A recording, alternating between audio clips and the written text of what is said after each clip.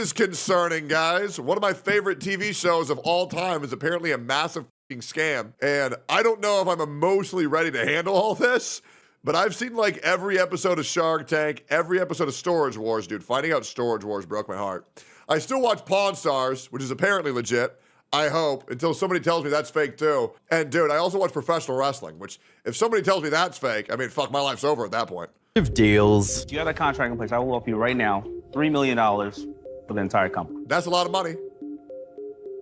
Wow. To brutal beatdowns. Mark, are you allergic to positive, negative ion stuff? No, I'm allergic to scams. Seriously, this is not new. It's been Mark Cuban's the man. disproven. It's a joke. It's a scam. It's not real. Go. And crazy crash outs. I would take an offer from anybody besides Mr. Wonderful. Ew. Worst. Dude, I'll be real. Without Mr. Wonderful, the show just falls apart. It's like watching Friends without Chandler. It'd be like watching Pawn Stars without Rick. You just can't do it. Presentation ever. I'm out. Oh, that was me. For many, Shark Tank is the best show on TV, and it's easy to see why. It has a It's so predictable good. yet entertaining format with plenty of drama, suspense, and jaw-dropping moments that It's leave you great. glued to your screen, something that's apparent from their views on YouTube alone. What most people don't realize, however, is that beneath the show's spectacle lies a world of manipulation, exploitation, and life-threatening scams. Hi, I'm the Internet Anarchist. I create weekly YouTube documentaries, What do you mean? and today, we'll be doing a deep dive into the dark underbelly of Shark Tank. Everything wrong with the show, its sharks, and the contestants. Now, If they tell me Mr. Wonderful's a pedophile, I'm just gonna quit being a content creator, bro. Let me guess. Nazi, transphobe, pedophile, rapist. That's what I'm gonna guess. Lock in your predictions, guys. What crime did they all commit? Let's find out. some of these missteps can be chalked up to nothing but mistakes. But Okay. as you'll see by the end of this video, a few of them were deliberate offenses that ended up ruining lives. He wiped out our business bank account. There was about $100,000 in there at the time, and he mailed us a check for $8,000. For those who haven't seen the show before, Shark Tank is a reality TV Yeah, but what if these motherfuckers lying? They better have proof, bro. I swear to God. Wait, so is the show real then? Is Shark Tank real? Are we good? Is it real? show where aspiring entrepreneurs pitch their business idea to a panel of wealthy investors known as sharks, in hopes of securing a life-changing deal. The show first premiered in 2009 as the American adaptation of the Japanese show Tigers of Money. Oh, I didn't know that shit. I do know that the Canada made a ripoff called Dragon's Den, and that shit is the most unwatchable shit I've ever seen in my entire life. But then again, usually, hey, I lived in Canada for 10 years. I can say this. I was one of y'all. Pretty much, Canada is just a worse version of America in entertainment and living space, right? And I know that might make some of y'all upset, but you know it's true. We've all been to Toronto. We all know it's shit compared to New York. You know what I'm saying? I don't even like New York. I don't even like New York. That shit sucks. ファストフードのお店をしたいと思っております。 The same Japanese show inspired the UK's Dragon's Den as well. While the concept was quite similar, the mere idea of someone potentially making it big thanks to the shark's investment. We don't have guns though? Yeah, I know. And everybody says like how much better it is because Canadians don't have guns. Well, as a Canadian that's seen someone in Canada with a gun, I felt a lot less safe knowing that now only the people who illegally get guns are the people who have the guns. Because now in America, when people pull out guns, all the good guys pulls out guns too. And then they shoot the bad guy who has the gun, right? So I'm just saying, let's calm down with all that nonsense. Was surprisingly gripping. Viewers also tuned in for every episode to see what creative ideas or products contestants would bring up. In the 80s, there was the Rubik's Cube. Now introducing The toy of the future. Zip String! The American What the fuck version is that? also cut down the hours of boring business negotiations into a more fast-paced, high-stakes back and looks forth like one of between the those sharks bubble and the blowers from entrepreneurs. SpongeBob. This helped Shark Tank gain mass appeal, making it more and more popular with each new season. it's good. However, despite its immense popularity, the show has some glaring flaws that are impossible to overlook. For Go. starters, the sharks aren't nearly as shrewd as they claim to be. Sure, they have the business know-how to sometimes land massively successful deals, like Sure. the Scrub Daddy. Take the Scrub Daddy, and you're gonna see it's just gonna attack right into that Yeah, burn-on nest, Lori blew that scrubbing shit it the right fuck off. up. And remember, I love I'm my Scrub just Daddy. using water here. I have one in There's my no house right chemicals now. at all, and it's gonna cut right through that. I will admit, I'm the guy who buys all the shit off the infomercials, by the way. You know, like OxyClean, Mighty Putty, you know, all that shit with Phil Swift, Billy Mays, Vince with ShamWow. I even bought a ShamWow. ShamWow is a scam, by the way. Also, Slap Chop sucks ass. They never worked for me. Maybe it works for you, never worked for me. It won't scratch any of your surfaces, but it will clean them beautifully. Yeah, Now, Scrub Daddy's the not shit. really It's smiling so anymore, good. so I'm gonna put him here in the warm water, And in just a couple seconds, voila, he's back to bright, fresh, and clean every time. Lori Greiner invested Although I had to scrub mommy because I'm progressive. You know what I mean? I got to make sure that the women are empowered whenever I get the opportunity to. Plus, let's be real, men can't clean. That's why I get the scrub mommy. over $200,000 for a 20% stake in the company, and it's paid off. I'll go to That was 20. insane. Got a deal. All right. Good. Way to go, Aaron. Woo!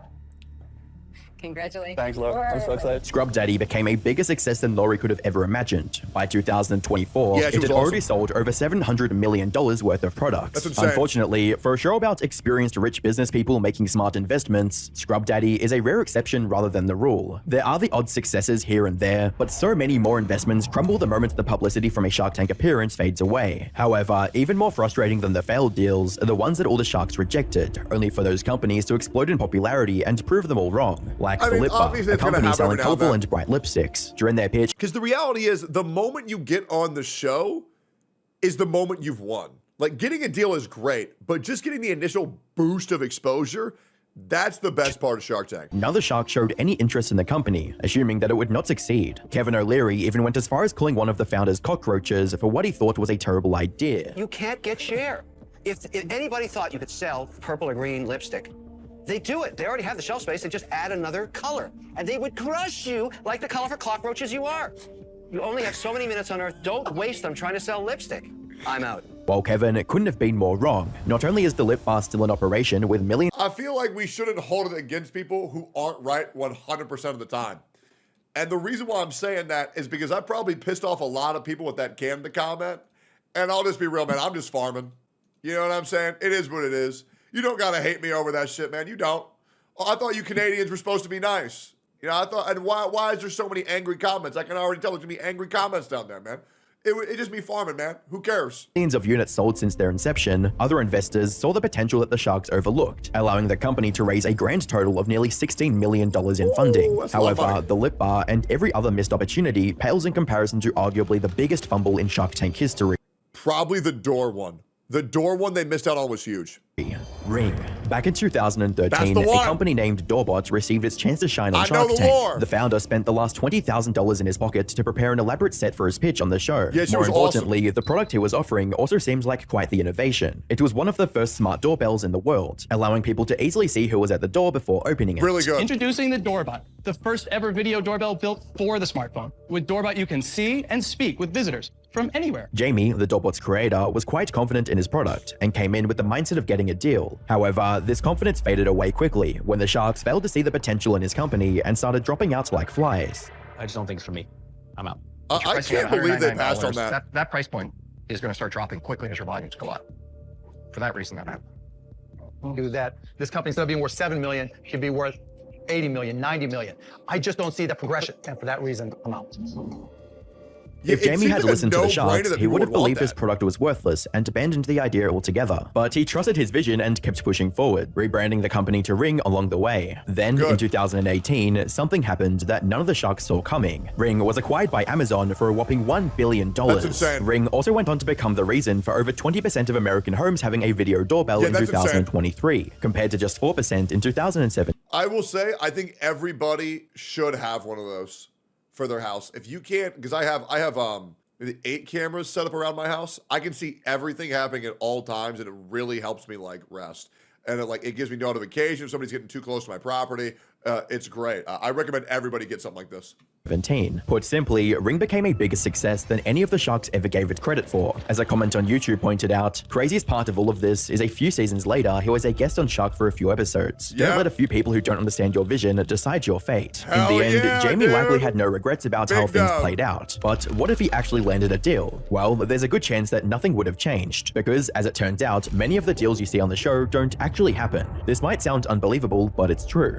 Yeah, I mean, sometimes they make a deal on screen, and then behind the scenes, you know, shit just doesn't work out. You know, things fall through. It is what it is. There are so many examples of deals that happen on air only to fall apart after the cameras have stopped rolling. One of the most common reasons behind these failed deals is sadly the sharks' greed. Take Show No Tell for example. Shelly appeared on Shark Tank in March of 2013 with her 2 children to pitch her idea for a new type of beach or water park towel. Her invention allowed kids to run around and have fun without the risk of dropping the towel. After hearing about her struggle after the What a useless fucking invention. Who needs that? 2008 recession. I'm sorry, man. For those reasons, I'd be out immediately. Who the fuck needs that? And the passion she put into this project, Lori agreed to a deal. I think I see a ton of me in you. I love your drive. I love your passion. I relate to you. I've been on QVC for 14 years, and I know what it takes to... Man, Lori talks about being in the QVC almost more than Garnt talks about being in the BBC. Like, holy fuck, bro, we get it. How many times? Started making everything by hand. I like you so much that actually what I'm going to do is I'm going to write you a check right now. Oh my God. She cut Shelley a check of $75,000 for 25% equity, $25,000 more than she had originally asked for. This is a dream scenario for any Shark Tank contestant, the best outcome they could hope for. But for Shelley, what seemed like an act of kindness from Lori ultimately cost her the entire business. No. Because after the camera stopped rolling, Lori went back on her word almost immediately. She changed the deal and started asking for a lot more equity in the business. Shelley had to decline the new offer, resulting in a loss her business never recovered from. This isn't an isolated example either. Oh, wait, that's bullshit though, bro. Wait, that's actually so bullshit. What the fuck? This is why you never trust women. There are many other companies that never received the cash they were promised on the show for similar reasons. That said, going back on deals is far from the worst thing the Sharks have done to some contestants. It's been a nightmare. I can't put it any more succinctly, you know. In December of 2013, former American football player Elle Baker went on Shark Tank to secure an investment for his struggling business. Oh yeah, me personally, I would not fuck over a celeb, bro. They gonna talk. I would not be doing this. I'm Al Bubba Baker from Avon, Ohio. They Owner of the turned down Al T-Bone Baby Bubba Back Baker? Mistakes. I'm seeking $300,000 in exchange for 15% equity in my company. Things went surprisingly well for Elle. The Sharks loved his ribs, and he ended up walking away with a deal with Damon John. But before he had the chance to celebrate this victory with his family, things took a turn for the worst. At first, things looked fine on the surface. The business stayed operational for many years, with Damon parading it as a multi-million-dollar success. However, in 2023, an LA Times article came out in which Elle and his family talked about the struggles they had to face ever since signing with Damon on Shark Tank. It started with Damon changing the terms of the deal, from $300,000 for 30% to just $100,000 for 35%. Elle, however, felt pressure to accept the new terms, knowing his business's success depended on this deal. Yeah, me personally, I just would not have accepted that. That's also, you should not be able to legally change this shit after the camera stopped rolling. No, that's actually bullshit. Wait, this is actually getting so bad. Stating, you're in that environment, you're not asking a whole lot of questions. It's Damon John. My wife and daughter would have killed me if I said I wasn't signing this. Unfortunately, this was only the beginning of Elle's hardships. Shortly after he agreed to the far worse deal, from 300 to for 30 for 100 for 35, that's psychotic. Damon appointed his friend, Nate Holtzapfel, to handle the tech side of things, describing him as a quote, internet genius, and putting him in charge of the website, online marketing, and funds management. This backfired almost immediately when the company's website went live only 3 hours before the Shark Tank episode aired on TV. And while it worked, they had to refund 14% of the initial orders because Nate failed to set up sales tax on the website. However, this was nothing compared to his second transgression. You see, Damon left Nate in charge of the accounting, but when Elle and his wife asked for financial reports of their business, he didn't comply one bit. When they complained to Damon about this, he shrugged them off completely, stating, "I'm not asking you to kiss him, you know, this is business." They eventually managed to push Nate out of the company, only to end up getting screwed over even worse. But once we were able to finally have Nate removed from our business, he wiped out our business bank account. There was about $100,000 in there at the time, and he mailed us a check for $8,000. And we requested information on that, a breakdown of where the funds went, and we never received it. As for Damon, he refused to take any responsibility for what was basically robbery, claiming that Nate, quote, deserved it. In the meantime, Damon also kept presenting Elle Bubba Baker as his biggest deal ever with over $16 million in sales. However, Elle claims that his family only received 4% of that $16 million. They also received just $2,900 net profit from a $5.8 million deal with Hardee's. They were clearly getting ripped off by Damon. The Baker family still tried to figure things out peacefully, only to get slapped in the face with a lawsuit. We were thinking to ourselves, hey, Damon, aren't you concerned with where the profits went from the $5.8 million deal? So we're thinking he's going to align with us to try to figure out where the money went, like just a breakdown of where this money went from $5.8 million.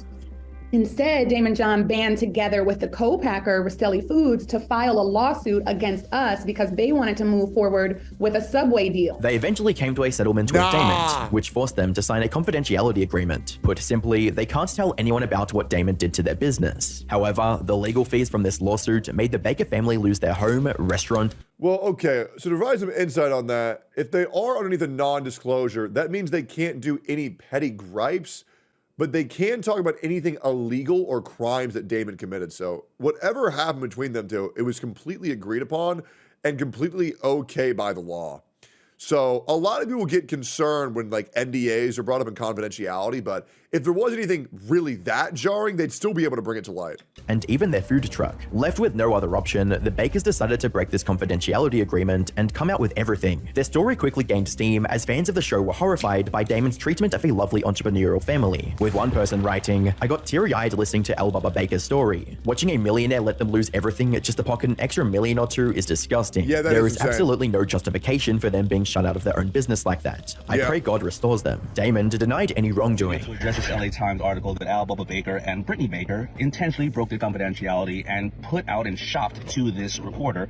And at best, it's not true, and that's me being kind. Now, the reason I'm doing this is because I want you to always stand up for yourself, no matter what position you get in life, just like I am. Don't sit back and think, oh, the truth is going to set us free because I have the truth, but I'm under confidentiality and I can't put the truth out there in detail. But public opinion also could potentially affect your family, your loved ones, the people that have worked on this project and invested in it. When your family's out there and because of public opinion, these people now, after the LA Times article is out, they're online damn near harassing me at this point and putting up a lot of falsities, and I will not stand for that. I'm always going to stand up for myself. He even filed a restraining order against the family, forcing them to take down all past negative comments and preventing them from posting any more, something fans of the show did not like either, with one commenter writing, "Damon is a child who can't admit he screwed over poor Al. Fortunately, they did receive some settlement money for their troubles, but after everything Damon's put them through, no amount of money could truly make up for the stress, losses, and betrayal they endured." Now, once again, I get my eyebrow raises quite a lot whenever I hear about, oh, poor boohoo, this person. Oh, this big bad guy's really bad. While I do want to believe them, I don't see enough facts to see how Damon completely fucked him over. So I'm still on the fence about this one. There actually is a scenario that maybe Bubba Baker and his family are just a bunch of bitches and they're just complaining because they're mad. But I guess we'll never know the whole truth. And so, yeah, maybe more will come out about it. That said, while this case went down, it sounds like we're really only getting one side. As the worst scam by a shark, they themselves aren't immune to getting scammed either, as was the case with the breathometer. In September of 2000, because like it's really hard to get a non-disparage against someone if they're not disparaging you. So like you really just can't lock someone up and prevent them from saying anything. That's just like not a thing that you can fucking do. Unless someone is disparaging, and disparaging usually means saying fraudulent things, right? So that's the reason why, and I know this now because of how much legal shit I've had to learn. This one's a little bit of an eyebrow raiser. 13, the Sharks came face to face with Charles Yim and his revolutionary smartphone breathalyzer called the breathometer. Let me show you how it works. Simply retract the audio jack, plug it into the smartphone, activate the app.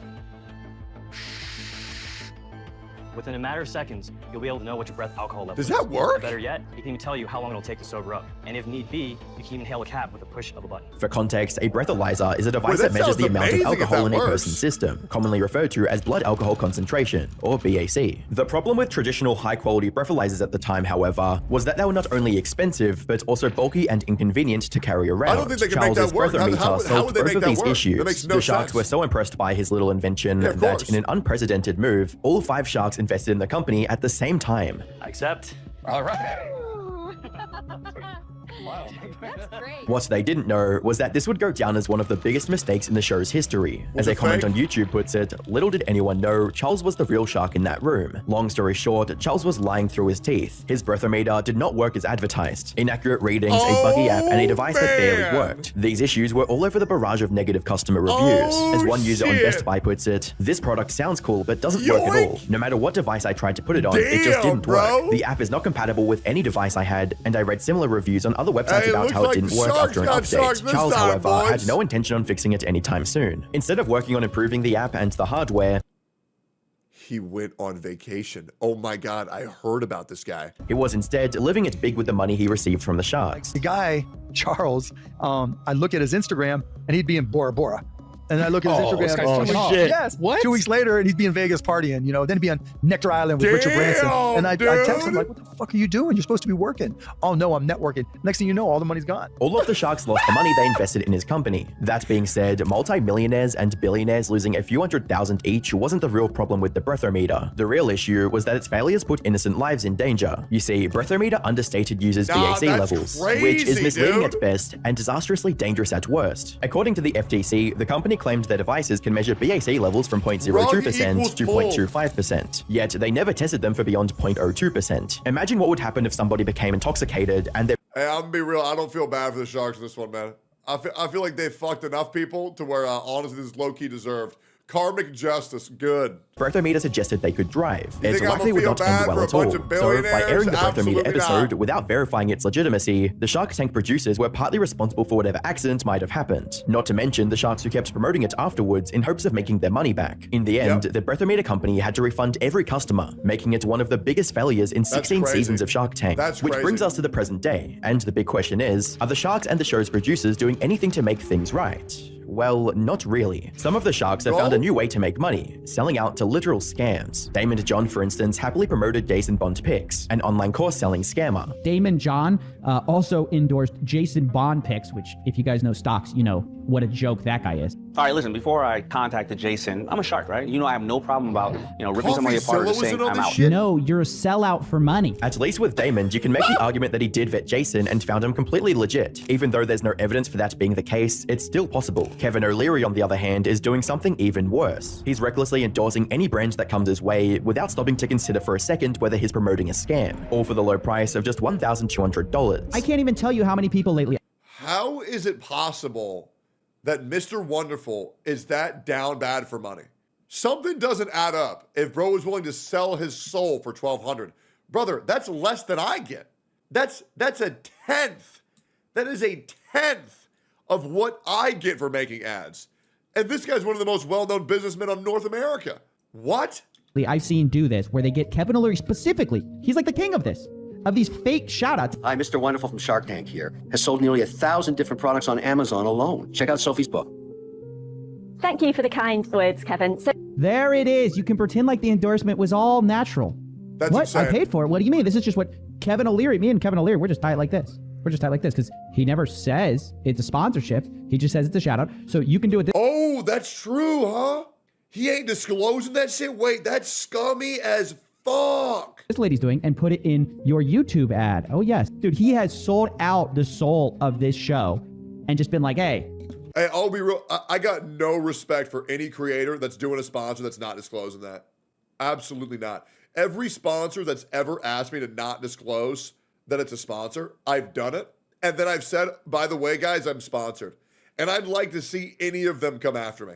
I would love to see that. I'm not going to let these businessmen try to fuck over my community. Fuck that, bro. Absolutely not. you know, it stood for real people making real companies. Forget all that. Yep. I'll sell you a shout out for $1,200. You kidding me? CoffeeZilla looked into this back in September of 2020, over 4 years ago, and Kevin is still doing the same thing. The only difference now is that he's upped his price to $1,500 instead. As for the show itself, it's not doing much better either. The thing is, at its core, Shark Tank has always thrived on one simple yet powerful idea: hardworking entrepreneurs getting what they deserve and going from rags to riches. It's the kind of feel-good story audiences love, but that magic is starting to fade. Instead of scrappy underdogs with groundbreaking ideas, more and more new contestants are already well-connected, financially secure, or outright wealthy. One of the most blatant examples of this was when Arnold Schwarzenegger's millionaire son and his already successful ex-wife appeared on the show and landed a deal. Hi, Sharks. I'm Maria Shriver, and this is my incredible son. And hi, Sharks. I'm Patrick Schwarzenegger, and obviously this is my amazing mother, but she's also my business partner in our new venture, Mod. Yet, despite all of this, Shark Tank isn't going anywhere. Even with its flaws, the show is still widely popular as ever. Its base format is just a bit too entertaining to fail. Watching ambitious entrepreneurs pitch their ideas, whether brilliant or ridiculous, will always be... because then after the show's over, you can go and buy their products, which also adds a little bit of interactability to it, which like a lot of shows just don't have. captivating. It's also why even parody videos based on the show rack up millions of views. People love the concept concept despite knowing it's flawed. Unless something truly catastrophic happens, Shark Tank will keep going strong. Even then, if one of the sharks faces a major scandal, they're easily replaceable. So as long as there are businesses to pitch and deals to be made, the show will always find its way to stay afloat.